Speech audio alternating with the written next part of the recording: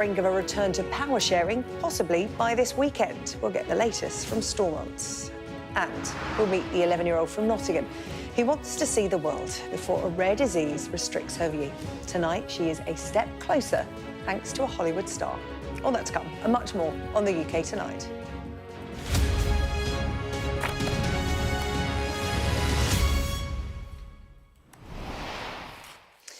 A boys' club where misogyny is endemic and sexual abuse is common. That, according to MPs, is the music industry. The Women and Equalities Committee has heard testimony from right across the world of music, from industry bodies and festival organisers, right through to the artists themselves. They concluded that women are being shackled by discrimination, with sexual abusers protected by the system and their colleagues. This is just some of the evidence the committee heard. I found myself completely exhausted from trying to avoid him and trying to stay courteous when he would strike up conversation in the presence of clients. I've also recently stopped taking out-of-hours sessions pretty much entirely, as the studio I usually work for do not employ any studio-specific out-of-hours security. There's a dated perception in the industry of what an artist manager looks like. When people don't see a man in charge, they're often shocked to see that it's me.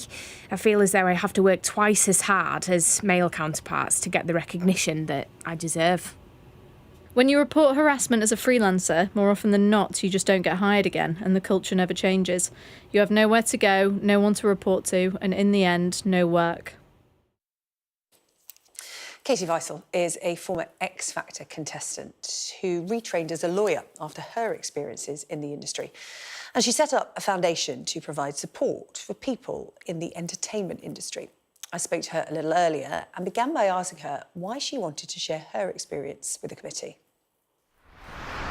Really, the whole reason why I feel it really imperative to speak out is that, you know, it's just as difficult to do so when you finally find the confidence to put these events forward. But there are so many women and people of all genders and races in this industry sector that are just so severely affected by not just misogyny, but obviously there's a whole list of issues that seem to be untouched and uninvestigated. So from my personal experience, now that I'm no longer in the music industry per se as an artist, and being a mother of a small child, I just feel it's imperative to kind of bring that unity for all of us to come together and collectively be one another's voices to make a change. Yeah. My personal experiences stem back all the way to the age of 16. Looking at it back now with, I guess, a mum's head on, it's really pretty horrifying. But at the time, it was a frightening place to be in when you are so young and unsure of what is actually happening and the extent of what is happening, let alone the reasons as to why, when there are non-disclosures in place, there's contracts that you're signing without independent legal support.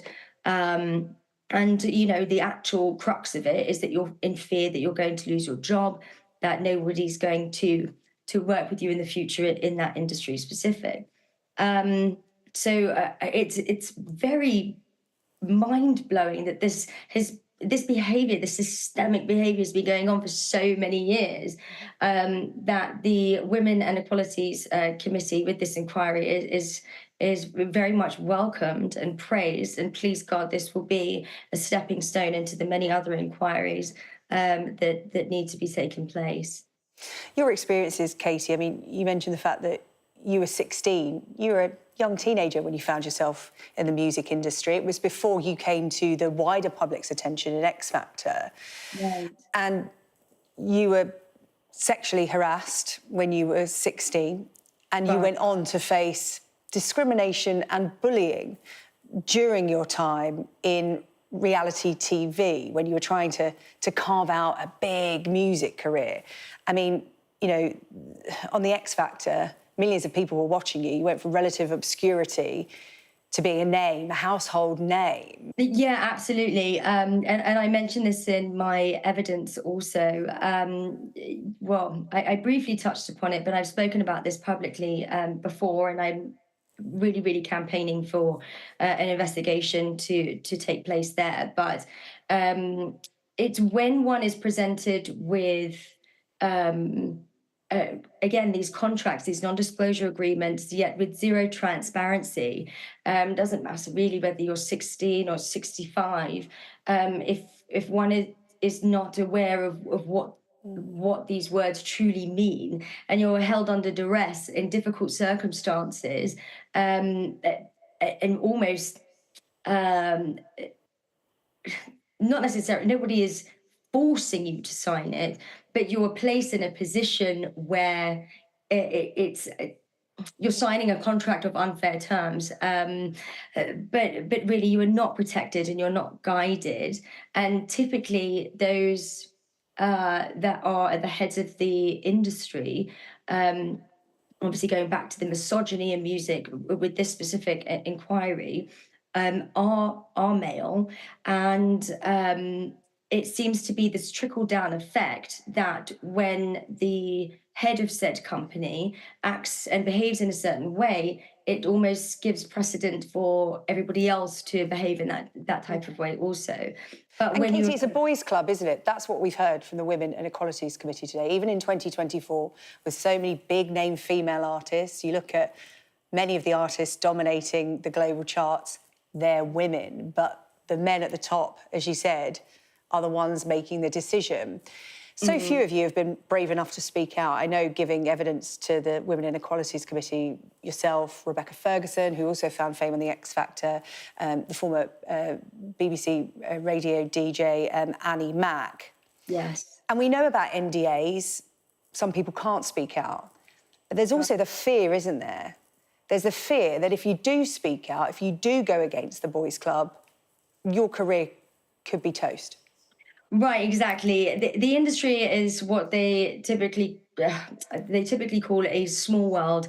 Everybody knows everybody. It seems to be this rule of six. As mentioned before, I was in the industry from the age of 16 years old. So I definitely been around the block in that respect of the gigs, the tour circuits, also internationally, spent a lot of time out in the United States. And, one would typically see the same faces, especially from an executive standpoint. You have the heads of the record labels, you've got the heads of the A&R, but then also you have the heads of PR and marketing, you've got the editors and heads of newspapers, and then you've got the legal bodies and legal entities, all of which seem to swim in the same circle, in the same pond. So when I say, or the whomever says boys' club, it just, I think, is another way to say a very small pond with fish that believe that they are large. But yes, it is. I've chased my tail with that, but essentially, it's the same people, and that's why the same pattern keeps getting repeated. But how does one then change that moving forward? Yeah. Not only have you retrained in the legal field, but you've also set up a system to safeguard people in the industry. Katie, tell us a little bit about that. Thank you so much. I'm actually really excited. So it's called OWL, stands for Overseeing the Welfare, Human Rights and Liberty for All in the Industry Sector. And it's and fewer letters, there's a risk through technology. So we're really wanting to protect people ground level, especially within this industry where most people are freelancers. They don't have an HR department to report to, by doing rigorous background checks and verification checks when they are onboarded. Placing QR code systems upon check into studios, in case of emergency buttons, etc. So a lot of empowering and exciting things there we're working on to safeguard, because the music industry and the creative industries is magical, and it should be kept that way. So if we can protect the industry of tomorrow, then that makes my heart happy. You turn poison to medicine. Well, look, creative, magical and safe for all. Katie, thank you. I know you have left the music industry disillusioned with it, but fighting the good fight. You're retraining in the legal field to help people like you experiencing what you experienced. You didn't have anyone to help you, and now you're helping others. Thank you so much for your time on the UK Tonight. Really appreciate it. Thank you all. I appreciate you. Well, we did approach Fremantle Media and Psycho Entertainment. They're the companies behind the X Factor for comment. Neither of them responded. However, Fremantle has previously said it had robust measures in place on the X Factor to ensure that contestants were supported with no time limit on aftercare once the show had aired. After more than 700 days of stalemate, power sharing could be set to resume in Northern Ireland. DUP leader Sir Geoffrey Donaldson has agreed a deal with the UK government. We'll see the details of it tomorrow. The return of Stormont would see the Treasury release more than £3 billion to support public services, and it would mean the appointment of Northern Ireland's first nationalist First Minister. Our senior Ireland correspondent David Blevins has this report.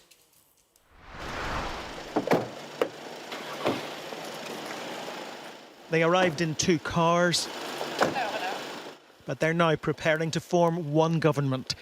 The DUP leader's deal to restore power sharing has paved the way for Michelle O'Neill to become Northern Ireland's first nationalist First Minister. I welcome that. That's exactly where we all should be. This is what goes to the heart of the Good Friday Agreement. Power sharing is the only show in town. So I'm finally glad that we're getting to a juncture where actually that may be possible once again. But then it's about beyond that, what do we do next? It's a defining moment for unionism, holding out the prospect of devolution within days. Sir Geoffrey Donaldson says the UK government will table legislation addressing his concerns about the Brexit border in the Irish Sea. Some people said you're going to take the green lane and paint it red, white and blue and put a flag on it. Well, if someone wants to put a flag on it, whatever. But as far as we are concerned, the green lane will go and be replaced by the UK internal market system. So Geoffrey Donaldson says this deal means there will be 0 checks on goods coming from Great Britain to Northern Ireland and remaining here, and that EU law will no longer apply automatically in this part of the United Kingdom. But those claims will be tested against the legislation once it's published. The breakthrough came after 5 hours of talks on a night of high drama for the DUP. Protests outside overshadowed by a leak from inside.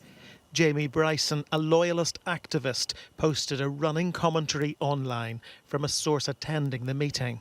How did you breach the security of the DUP? Well, I didn't. I think the DUP breached their own security, I have to say. There is some suggestion that someone in that meeting was wearing a wire. Is that accurate? Yeah, I would ask you who your sources are, how you obtain them. The Northern Ireland Secretary briefed the Cabinet but hasn't released the details yet. He had already pledged £3.3 billion of support to any new Stormont administration. I believe that all the conditions are now in place for the Assembly to return, and I look forward very much to the restoration of the institutions at Stormont as soon as possible. 2 years without a government here has fuelled a crisis in Northern Ireland's public services. 10 days ago, 170,000 workers took to the streets to demand a pay rise. Marie Irwin was one of them. The morale in Northern Ireland has hugely suffered. It has been hugely impacted. People have no belief in our government anymore. People are sad, and I think mental health levels have risen hugely in this small country, and I do think that that has a direct impact to us not having a government up and running. Endless talk about borders only adds to the challenge of power sharing. But if this deal sticks, Northern Ireland could have a new government by the weekend, and it's Rishi Sunak who'll have got Brexit done. David Blevins, Sky News at Stormont. A court has been shown images of a newborn baby who died after her parents went on the run. Constance Martin and Mark Gordon are accused of manslaughter after the body of baby Victoria was found in a shopping bag in a disused shed. Sky's Matthew Thompson reports. This is the first time we've laid eyes on baby Victoria. No more than a week old. She wouldn't live to see many more. Her parents, Constance Martin and Mark Gordon, seen here taking her out of a taxi in East London last January, are accused of her manslaughter after they spent weeks on the run. Gordon, the only one of the two present in court, had his head in his hands as the footage was played. His lawyer asked for a short break as he was finding it too stressful. A nationwide manhunt was launched after their burning car was found on a motorway near Manchester with a placenta inside. From there, the couple fled on foot to Bolton. They then went on a tour of the country, spending hundreds of pounds on taxis, first to Liverpool and then some 270 miles to Harwich in Essex. From there, they travelled to East London, where the CCTV of baby Victoria was captured, and eventually to Newhaven in Sussex, where the CCTV trail goes cold. Where the couple were, what they were doing, and crucially, how they were treating their baby is of central importance to this case. On the one hand, the defence argues baby Victoria was well looked after throughout the couple's time on the run. The prosecution, though, alleges that it was precisely the couple's failure to care for the baby that led to her tragic death. It would be another 7 weeks after this footage that Constance Martin and Mark Gordon were arrested. Days after that, baby Victoria was found dead in Brighton, wrapped in a shopping bag. Whether criminal or not, it was a tragic end to a life that had barely begun. Matthew Thompson, Sky News. The Attorney-General has ordered an independent review of the Crown Prosecution Service's handling of the Nottingham stabbing case. It will look at the decision to accept Valdo Calaccane's manslaughter plea and whether the victims' families were properly consulted. Yesterday, we brought you an interview with the parents of Barnaby Webber, who told me that they felt let down by the justice system. We were led to believe all of summer that it would be a murder charge for our son, for the other 2 victims, and then attempted murder for the other 3 victims. It's a massive crime. It's a massive, heinous crime.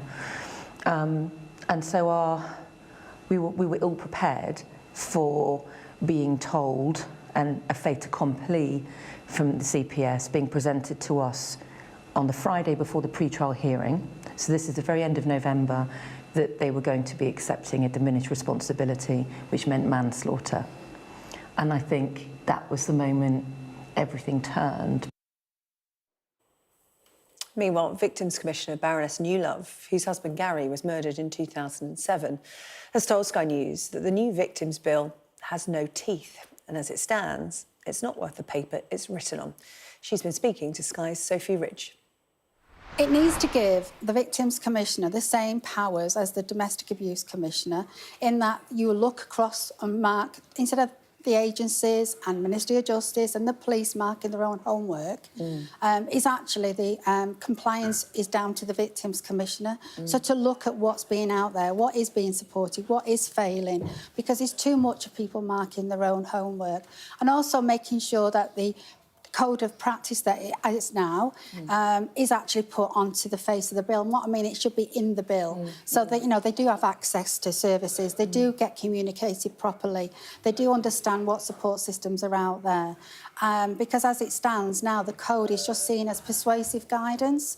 So unless you have legal rights in a legal system, none of professionals will stand up and do anything for it if you don't make it by law. So what's your message then to the Prime Minister, to Rishi Sunak? Well, I've said it in the chamber. It has no teeth. It's very weak. It came in that thin in the House of Lords. I have to say I don't like the title because it's victims and prisoners. And, you know, for me, apparently it's a technicality, Sophie, that, you know, it's in there. But I'm not interested. It is a victims bill, but it's a work in progress. And also, we've got to make sure that we give much support, understanding, and treat victims with dignity and respect. And as Victims Commissioner, I will keep on championing that and make sure we get some teeth in that bill, because otherwise it's not worth the paper it's written on. And if you scan the QR code on your screen, you can see more of Sophie's interview with Baroness Newlove on the Politics Hub page on our website, skynews.com. Still to come on the UK tonight, residents on the Isle of Mull left shaken after a series of small earthquakes. Also ahead, bordering on the ridiculous, find out how many times England's hedgerows would stretch around the earth if they were lined up end to end. And find out which member of the royal family Better Call Saul's Bob Odenkirk is related to.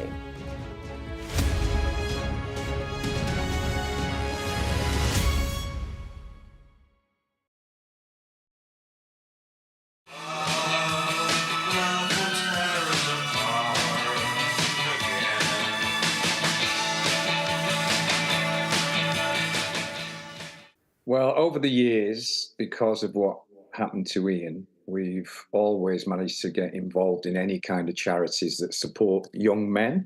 I think, as you probably know, that the rate of suicide amongst young men up to the age of 24, 26 is tragically high still.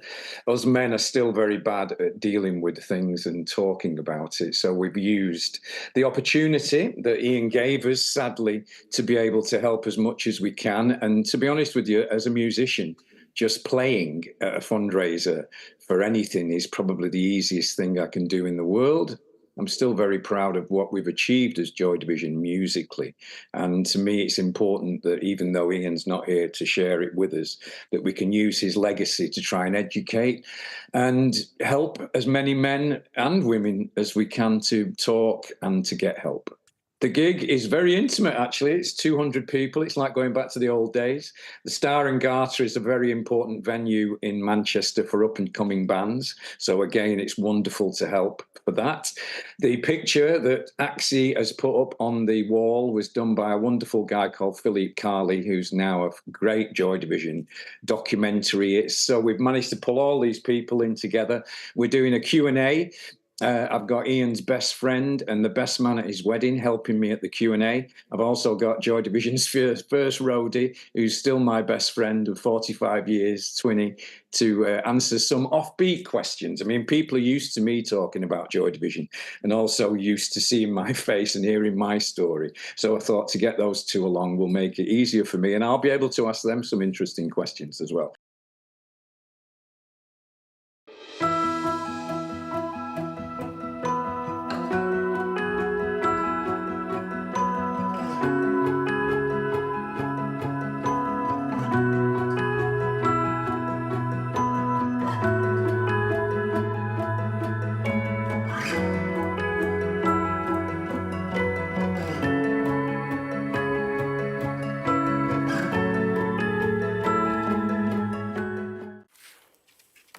Welcome back. You're watching the UK Tonight. Here's what's coming up. We'll be discussing how to get the UK's railways back on track as millions of commuters face disruption throughout this week again. And we'll be speaking to the 11-year-old girl who has a rare eye condition who has been given support from a Hollywood star. But first, let's take a look at some of the other stories making news in the UK tonight. The police watchdog says a man who was shot dead by police in south-east London today after threatening residents was wearing body armour. A crossbow, a knife, a sword and a hatchet were all found at the scene. The man, believed to be in his 30s, had gained access to a property in Southwark. 2 shots were fired from a Met Police firearm after officers tried unsuccessfully to speak to the suspect. Child serial killer Lucy Letby has lost the first stage of her appeal against her convictions.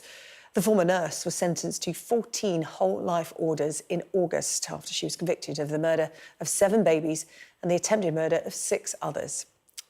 Letby lodged an application to appeal the following month. That has now been refused by a judge. She can request a full hearing. Residents on the Isle of Mull have been left shaken after a series of small earthquakes on the island. The British Geological Survey said a 3.3 magnitude quake hit yesterday evening, just after 7 o'clock. It was followed by a series of 5 smaller ones. Movement was reportedly felt on Mull, as well as surrounding islands, and even on the Scottish mainland. Scientists have calculated how many times England's hedgerows could stretch around the globe if they were lined up end to end.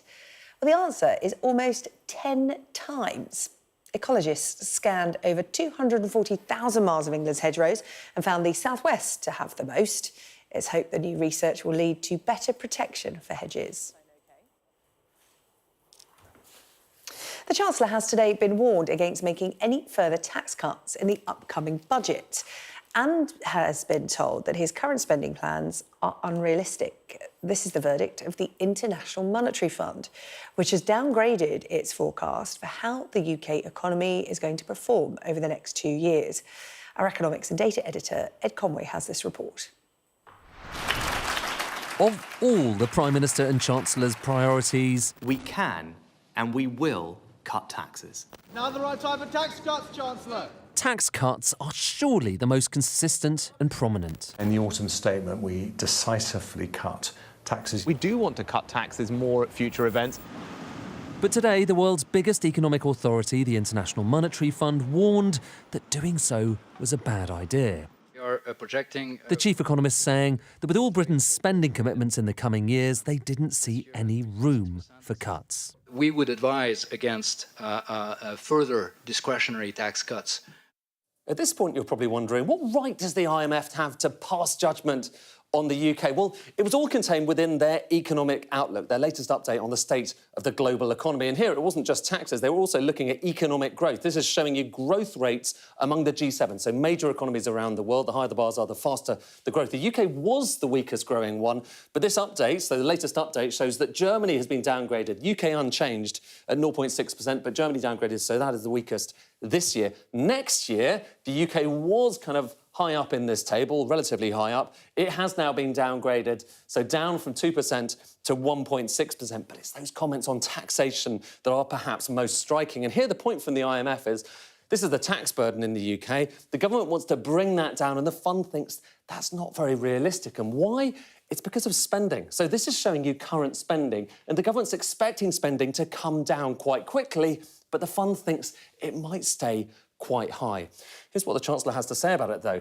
He says it's too early to know whether further reductions in tax will be affordable in the budget, but we continue to believe that smart tax reductions can make a big difference in boosting growth. However, outside experts say there's simply not much room.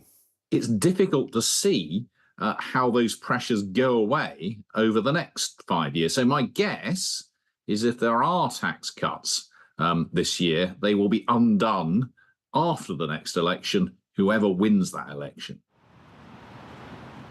No one quite knows when the election will be, but no one doubts the economy will play a part. The government's pitch is to put more money back into the public's pockets, but the IMF reckons that path simply isn't open to them. Ed Conway, Sky News. Still to come on the UK tonight, as commuters across the country face disruption this week, we'll be taking a look at how we get the UK's railways back on track.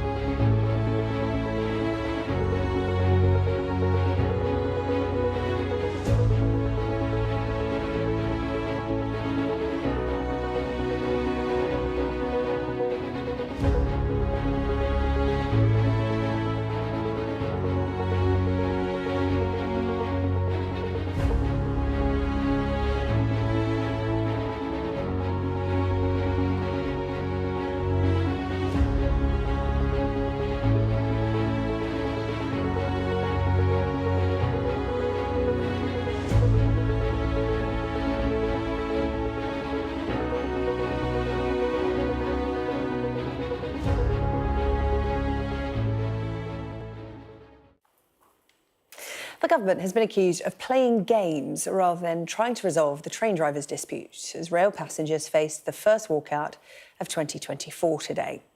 Drivers walked out at South Eastern, Southern and the Gatwick Express, Great Northern, Thameslink and South Western Railway. Tomorrow, drivers at Northern Trains and TransPennine will go on strike. And then on Friday, it's the turn of LNER, Greater Anglia and C2C. Drivers on West Midlands trains, Avanti, West Coast and East Midlands will strike on Saturday. And we're not done there yet. Monday, that's the final day of this walkout. It affects Great Western, Cross Country and Chiltern trains. Well, Sky Sabah is at London Bridge, usually one of the busiest stations in the country. And Sabah, you're the only one there. Good evening, Sarah-Jane. Absolutely, it's practically a ghost town here at London Bridge Station this evening because of the ongoing industrial action. Look, this isn't the first time we've been here, and it's certainly not going to be the last either. The union's battle for better pay, better working conditions have been going on now for the past 19 months. But today, it seems, there has been some signs of progress. The Transport Secretary, Mark Harper, earlier tweeted that he has come to a deal, an arrangement with the vast majority of rail unions, all bar one, that one being ASLEF. Now, they will still be striking. They represent about 96% of train drivers, so the majority for sure. And they're simply not happy with what's been put on the table. Now, the government say what they have offered, which is a £65,000 salary on average for drivers, for working about 35 hours a week. Government is saying, great, go for it. But for the unions, they're saying it's simply not enough. Mick Whelan has gone as far as to say, now he's the General Secretary for the ASLEF union, and he says that it's a sign that the government really are giving up, and for that reason he won't be putting it to a vote for his members. And for that very reason, Sarah-Jane, we will be seeing more strikes, not just here at London Bridge, but across the country. And as ever, the advice for commuters is to check before they travel. Otherwise, you'll be like me and the only one at the station. OK, Sabah, thank you very much. I wonder how Sabah's getting home. I probably should have asked her. A lot of people having to make alternative plans. Trains not running today in a huge area of England. That disruption spreading across the country, as we outlined throughout the course of this week and next. But we know that even when the trains are running, the service often leaves a lot to be desired. The latest rail user survey came out just last week, and it revealed that while passenger satisfaction for things like train cleanliness and comfort remained high, more than 10% of passengers are unsatisfied with punctuality and reliability, and almost 20% believe they're not getting value for money. Well, according to the government figures published last week, 1.3 billion passenger rail journeys were made in the year to March 2023. In that period, 32.2% of trains were late and 3.8% of trains were cancelled. We've been speaking to passengers at Manchester-Oxford Road today, which in the past 3 months was the worst performing of the 100 busiest stations in the UK. We asked them what they think of rail travel in this country. We just got to look at HS2, haven't you? What a fiasco that is. Yeah. Absolute fiasco. Puts us off completely. What a waste of money. I don't think they realise that it all has a knock-on effect and people are demoralised with using the trains. It's a great service and I think we're lucky to have it. It's been underinvested in. You can see the trains we've got here. The one I've just come in dates from the 1980s. You know, we're using old stock. The infrastructure's old. It hasn't been renewed. Sometimes I just really want to get where I'm going without having to take a bus for an hour. Well, Neil Middleton is with me now, Director of Rail Future, an independent organisation representing passengers. Because let's face it, Neil, they are getting lost in all of this, and in some cases, literally being abandoned. Absolutely. The rail service at the moment isn't passenger-focused. It's worried about itself, not worried about its customers. And everything I hear all the time is telling me that they don't care about the passenger so much, they care about things like internal measures. I was having discussions yesterday with rail people, and they were saying to me that they're measuring the train performance. They don't measure the passenger performance, how late people are. So if they miss a connection, that's a good thing in the statistics because the second train ran on time. But that's a bad thing for passengers who's suddenly going to be late. And there are persistent offenders, if you like, when it comes to cancellations and delays. We asked viewers of this programme last week to send in their experiences of travelling on the railways. And I just picked this one out. This is from Ant Robertson, who said GWR services into London Paddington are dire. This is a commuter service which is genuinely more often delayed or cancelled than not. The principal frustration is there is no choice offered, so we have to accept this shoddy level of service and the audacity to increase fares. That's just a snapshot, isn't it? Because when trains are cancelled, there might be the phrase nobody likes to see on their timetable is replacement bus service. Absolutely, yes. But that has to be an option for some people. They have to get to places. But some services are just offering no alternative. How can that be allowed? It can't be allowed is the short answer. And there's so much variation. So Great Western Railway is suffering an awful lot from infrastructure failures by the state-owned Network Rail. On the other hand, yesterday I went to Nottingham. One train company I was on cancelled half its services. The other ran virtually all of them. So there's just so much diversity between all the various train operators and all the various train lines. So unless you're somebody like myself who spends their time immersed in the railway, you just don't have... For you is what people are thinking at the moment. They probably are. But at least, I know when I plan my journeys what I'm likely to have a good journey or a bad journey. The average traveller just hasn't got the foggiest idea when they set off. And something Anne picked up on there is something that we hear a lot on the UK Tonight, the audacity to put ticket prices up. But you touched on it there. There are infrastructure problems. Yeah.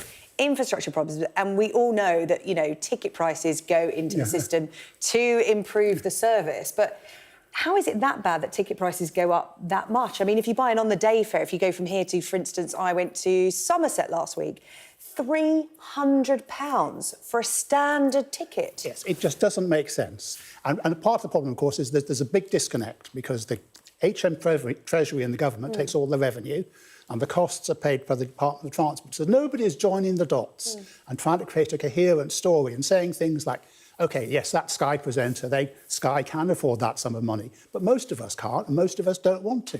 And I was just been looking at a new fares trial that LNER are trying, and their minimum fare, minimum guaranteed fare to go to Newcastle and back is going to be almost £390, and that's just madness. Who's going to pay that? And we haven't even got time to get into the complicated ticket system. We ran a story last week about people being charged 3 times as much if they used a ticket machine rather than talking to somebody in the ticket office. Which again, how is that allowed to happen? It's allowed because there's nobody in charge, is the short answer. There's nobody, there's no, going back to Thomas the Tank Engine, there's no fat Isn't there an ombudsman, like a rail body, the government? Somebody must be in charge holding these companies to account. Well, ultimately, it's Rishi Sunak, and that's where the reporting lines on the railway come together. Because you've got the revenue half looked after by HM Treasury, the cost half looked after by the Department for Transport. So between them, their minds don't meet, and the person in charge of the railways is Rishi Sunak, and of course he's got many other things on his mind. Well, yeah, and he's not taking the train, is he? Like many of us. However, the government say they are investing. Only today, a press release dropped into my inbox saying that £24 million boost to deliver improved rail in Bradford. Forster Square Station is getting a new platform predicted to triple current provision as part of the government's £2 billion Network North commitment. Put that into context for us. Is that actually going to make a difference? It would make some difference to the good people of Bradford because it would give them more opportunities to get things like direct trains to London. But it's part of a linked-up system? No. And let's face it, £24 million from the platform, that's horrendously expensive. And that's one of the big troubles with the railway, is that so much of what it does is not cheap. It's expensive.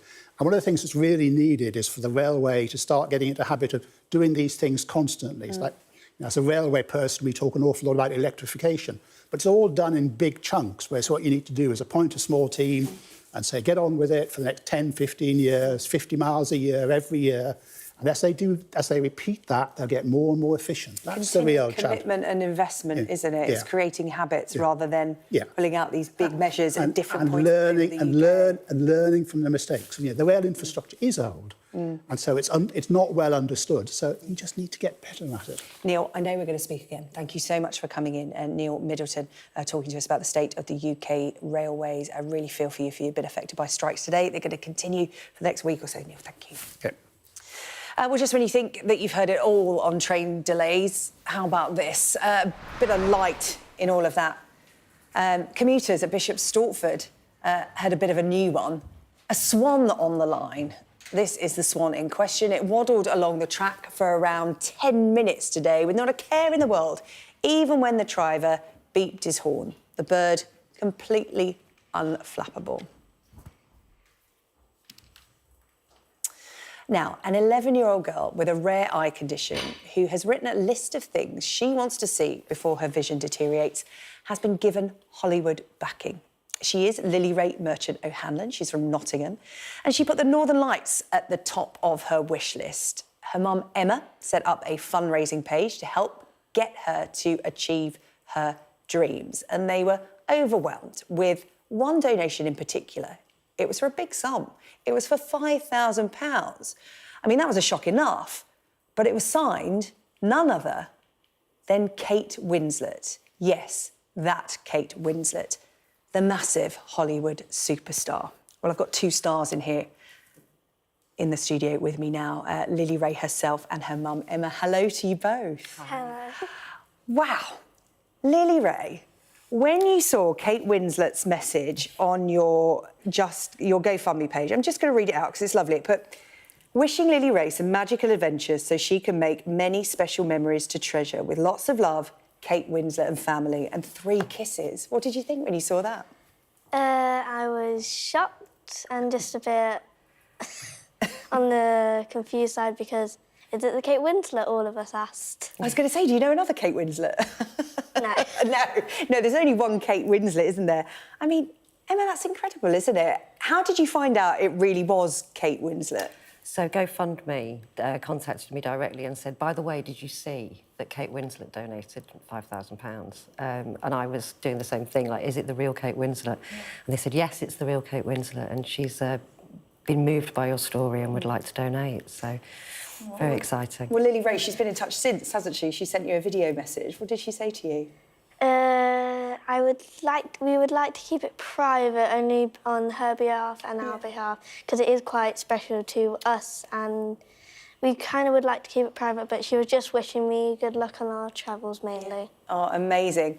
So the adventure begins. Emma, let's talk about Lily Ray's diagnosis, because your first question as a parent must have been, how much time have we got before Lily Ray's sight deteriorates to the point where she can't see the world, which is what you're trying to take her to do?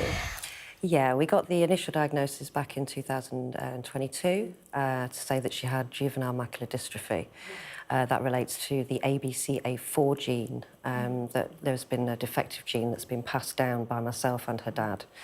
And that's meant that she's got Stargardt's, which was a shock in itself. Yeah. But we kind of, over the last year, waiting for those results to come through, we kind of knew it was deteriorating already, so we kind of had a clue that it was going to be that.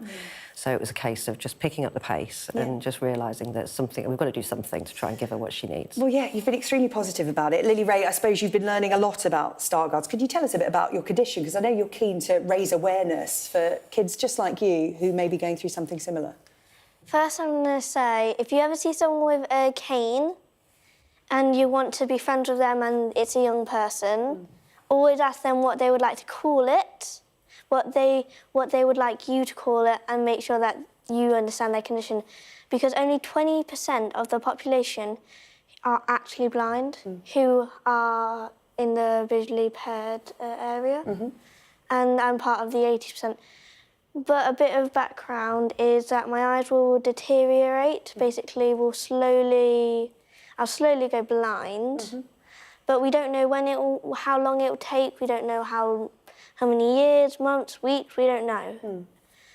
But I would say try and make sure that you're there for someone if they have a cane or something, and make sure that, try not to stare, because some people can see you staring at them, but they just want to be polite and not say anything. Yes, of course, because just because somebody has a cane doesn't mean that they they can't see. They are, as you said, visually impaired. It's a really important message to give to people, Lily Ray. And I'm so glad you could come onto the UK tonight to deliver that. In the meantime, you've got some planning to do, haven't you? You've got a wish list. Top is the Northern Lights. What else is on there, Lily Ray? Safari. That's a good one. Going to see lions and feed tigers. Because I am a cat lover, and if you think about it, lions and tigers, they're just basically larger cats. And I love the fact that you want to feed a tiger. You don't just want to see one, you want to feed one. Because they're so cute, but if you actually understand the background, they're just cats, just larger but a bit more vicious. Are you a fan of the book The Tiger Who Came to Tea? Because I read that to my daughter, who is actually called Ray, and she thinks tigers are very cute. We've got a cuddly tiger, but they might be a little bit different in the wild. What else is on there? Definitely going to somewhere nice, like Spain. We're going to for a week in Spain, which will be nice. Is there any more that you want to say? There's lots of stuff that she wants to do within the UK as well, certain things that we're trying to plan, like she loves archery and things like that.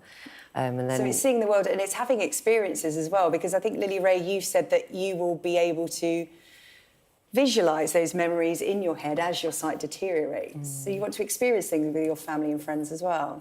Yeah, definitely. Yeah.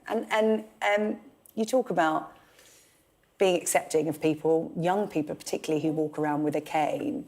How have your friends and family come together for you? Because you're all going through this together, aren't you? Well, I've asked my friends and they really appreciate me, which is a nice thing. But the thing that I really notice is sometimes people, my family and my friends will just check with me and make sure that I'm okay, which is really sweet and nice. Yeah. And then also another thing is, if you ever have a partially sighted friend or you are a partially sighted person and you've got a friend, which hopefully you do, make sure that they will help you during anything and that you will help them during anything. Well, I think that's just a lovely message to end on. Lily Ray, thank you so much for coming in, and Emma as well.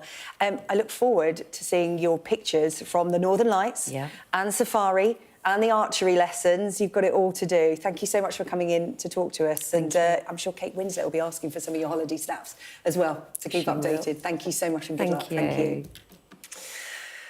Right, so to come here on the UK tonight, breaking a royal. Find out who Bob Odenkirk's regal relation is. And in the sport, 6 games in the Premier League plus a big win for Chelsea's women's team in the Champions League.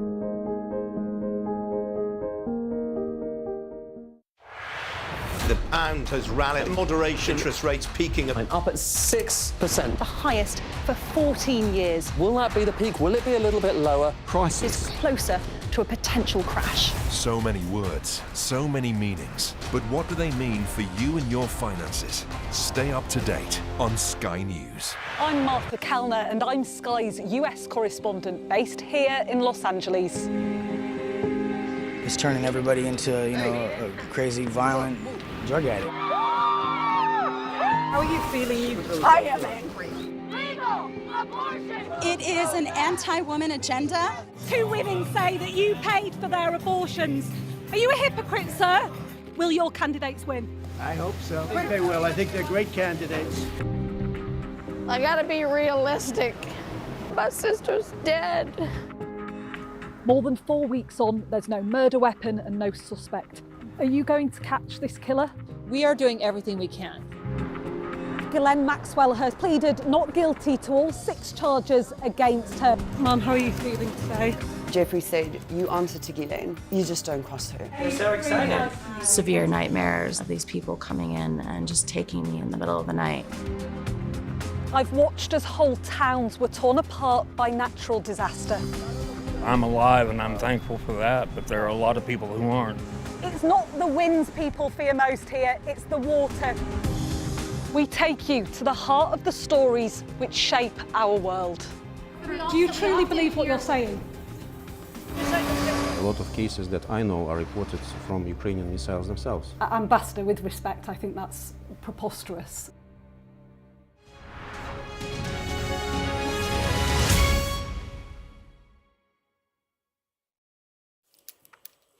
Coming up, find out which royal is a Better Call Saul's Bob Odenkirk, his relation. Sorry, I tripped over my words then. There's words in random order, and I don't know if I've read them out right, but we'll reveal all coming up. But first, Teddy is here with the sport, and we're going to talk golf. There's been another high-profile defection to the Live Tour Golf today. Yes, certainly high profile over here. European golf fan. It's Tyrrell Hatton, who is a 32-year-old Englishman from Buckinghamshire originally, but he's in Orlando, Florida a lot of the time now. We thought he'd been playing the PGA Tour event at Pebble Beach in California this weekend, but he has been announced as part of his Ryder Cup teammate Jon Rahm's Live Golf team, the Legion 13 team that's going to be playing in Mayakoba, Mexico instead, which will throw up questions over his future while we've still got this rift in golf between the Saudi Arabian-backed Live Golf Tour and the PGA Tour and a DP World Tour, formerly known as the European Tour.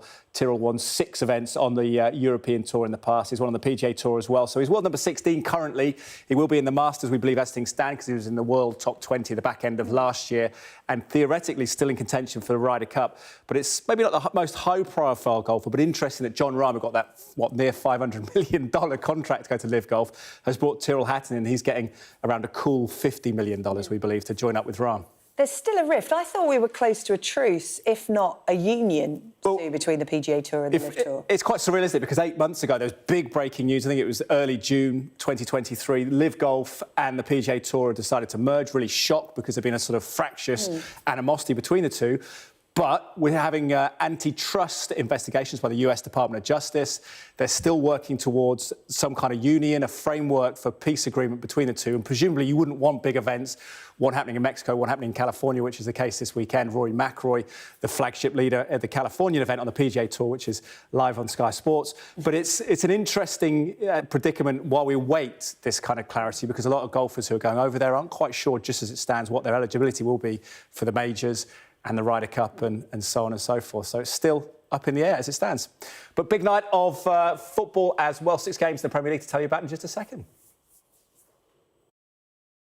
This Sky News Sports Bulletin is brought to you by Vitality. Getting more people more active. Live life with Vitality.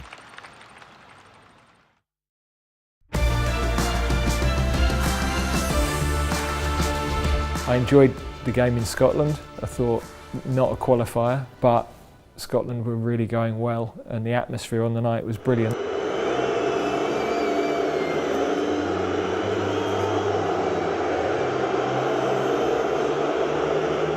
Extra to it for a challenge for the players? No, it did. I mean, we knew what it would be, and yeah, I think those nights are a great experience for our players to go through. I mean, you've been in post for a good while now. What do you think you've learned in the last 12 months? Anything new? Or is it just more of a progression of learning about the squad and individual players? Yeah, I mean, I think that you learn all the time when you're in football. There's new developments within the game. Definitely the new caps going in, that's always nice to see. So we've found a balance of winning the games we needed to. Probably more experimentation towards the end of the year. And two wins against a big nation, which we said after the World Cup was one of the areas we wanted to get more consistent at. I think if you look across the top 8 teams in the world, the head-to-head games are often draws. You know, France have been the country that have really nailed those games. 5-6 years ago, they were the games that we weren't getting over the line in. Then we started to win a few. We beat Belgium at Wembley. We had a couple of wins against Germany, obviously Croatia we beat a couple of times, and now Italy twice. So, you know, This Sky News Sports Bulletin is brought to you by Vitality. Right, let's take a quick look at the weather. Warm memories wherever you go. The weather, sponsored by Qatar Airways. Conditions will become unsettled throughout the rest of the week, but it will also become exceptionally mild. Tonight, there's heavy rain and gales for Scotland, thanks to a passing storm system heading for Norway. This evening, the emphasis will be on dry conditions away from the far northwest. The weather, sponsored by Qatar Airways. Now, we always like to leave you with something weird or wonderful on the UK tonight, and this certainly falls into both of those categories. Throughout the show, we've been asking you to guess which royal the Breaking Bad and Better Call Saul actor Bob Odenkirk is related to. Did you get it? Well, the star has discovered he's related to King Charles. Turns out he's the King's 11th cousin. Odenkirk's ancestry was traced back 5 generations to his 5th great-grandfather, Friedrich Karl Steinholtz. He was the illegitimate son of the Duke of Plon, who was related to the royal families of Europe through marriage. I think I can see the resemblance. It's around the eyes.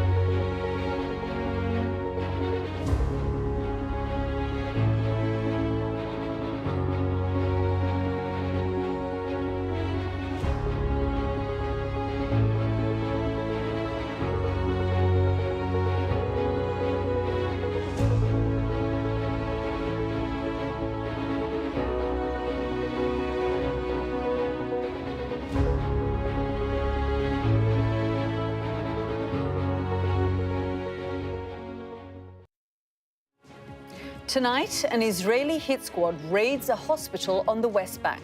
Hideouts or havens, hospitals at the centre of this war. Israeli commandos armed with assault rifles entered a building disguised as doctors, one carrying a baby's car seat. In a targeted assassination, they shot 3 men described as terrorists. One of them was in his hospital bed. The video emerged as the UK government condemned Israeli ministers calling for the resettlement of Gaza. Tonight, we'll ask whether Britain's willingness to back a Palestinian state could move the dial in this conflict. Plus, while we focus on war in the Middle East, could another leader be planning his own military offensive? This evening, we'll see the human cost of closer cooperation between Beijing and Pyongyang. Plus, we ask, are we entering the age of the cyborg? That's as new Elon Musk technology saw a robot implanting a chip in a human brain. All coming up on The World with me, Yalda Hakim.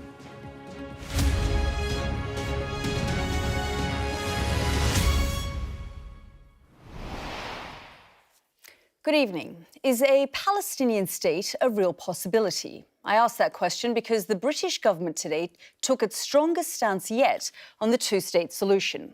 Foreign Secretary David Cameron today emphasised the need to give Palestinians a political horizon which could include official recognition at the United Nations. Are these just words or true intent? Well, it's simply too early to say. But there is hope this could lead to ending the war in Gaza. Today, the British government also condemned Israeli ministers, including National Security Minister Ben-Gvir, who attended a conference calling for all people in Gaza to be resettled.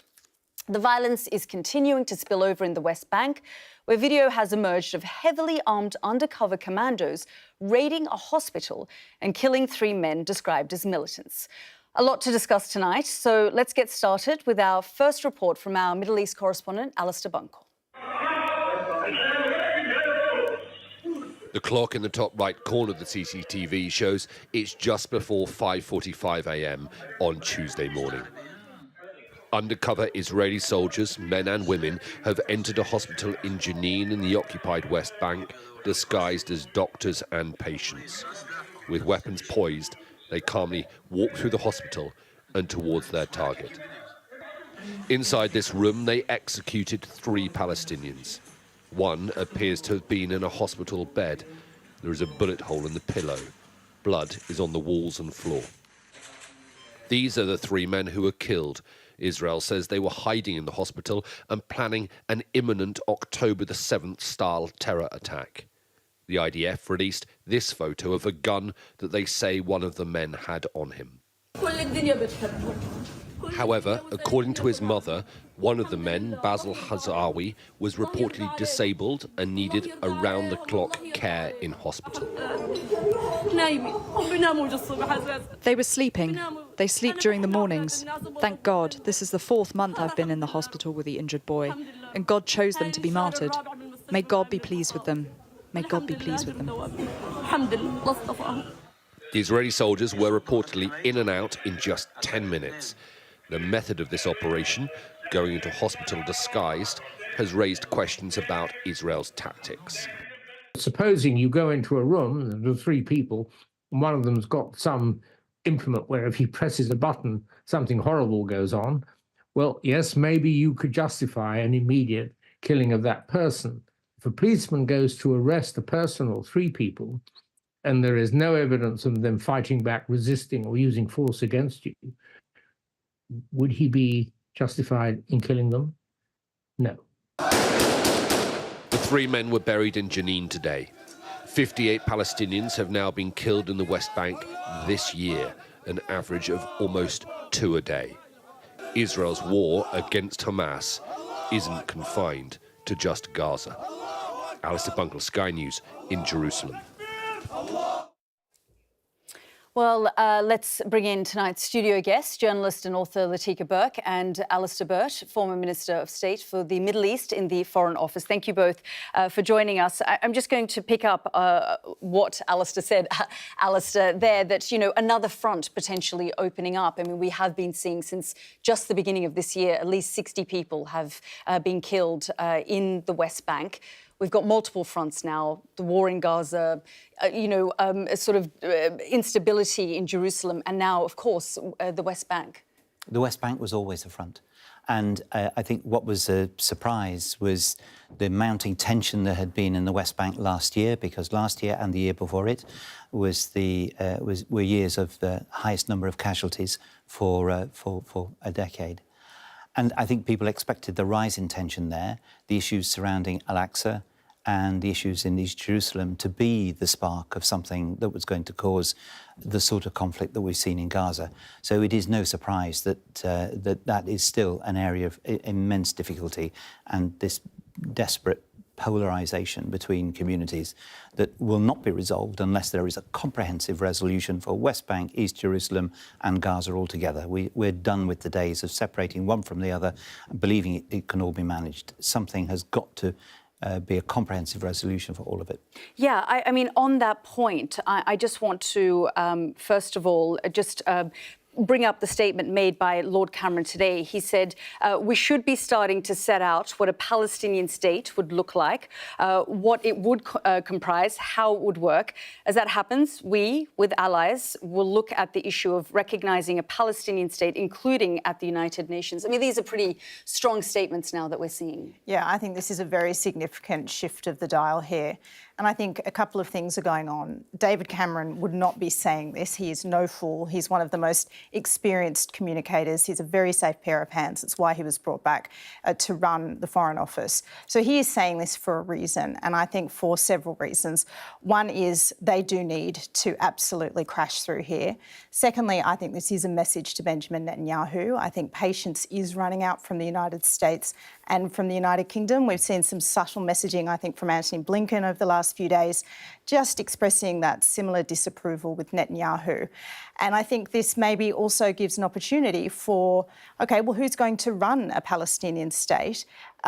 Is it going to be Hamas? We know that's not acceptable. So there's a way here now to open up a conversation about bringing back a PA. And what the day after looks like. Exactly. There's a lot of conversation. I'm just going to pick up on what Latika just said there. You know, the fact that the Prime Minister, Benjamin Netanyahu, has said multiple times, and most recently in a televised press conference, he said that, he told US officials in plain terms that he will not support a Palestinian state as part of any post-war plan. If there's anyone who understands what Lord Cameron's thinking is, it's you.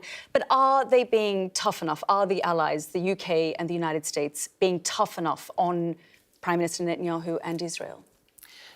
It's a difficult relationship to manage.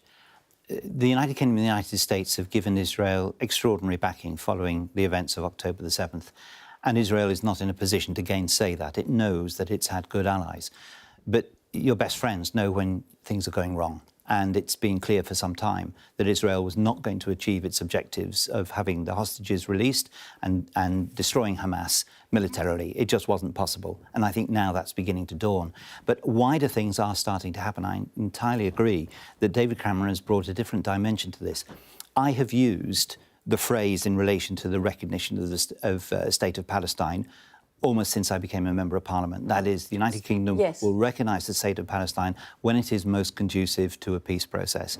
Israel believed that meant never, and the Palestinians believed it meant never. Now, David Cameron has changed the wording, and he's right to do so, because the phrase didn't mean never. It just meant when it was going to be really useful, because it's such an important statement to make. Now there is a possibility, again, everyone knows that in order to conclude what's happening in Gaza, there has to be a horizon of something very different. Arab states agree with that, and that's why I think he's changed the rhetoric to start that process. Well, I suppose the question is, you know, are they listening in Israel? Because at the weekend, No.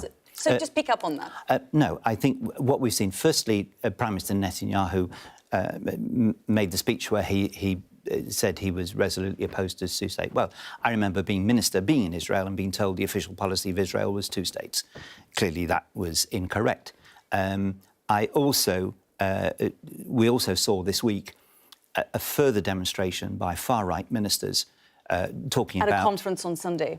Talking about resettling Gaza, and these are the same ministers who talk about Judea and Samaria belonging exclusively to Israel. This is not going to happen.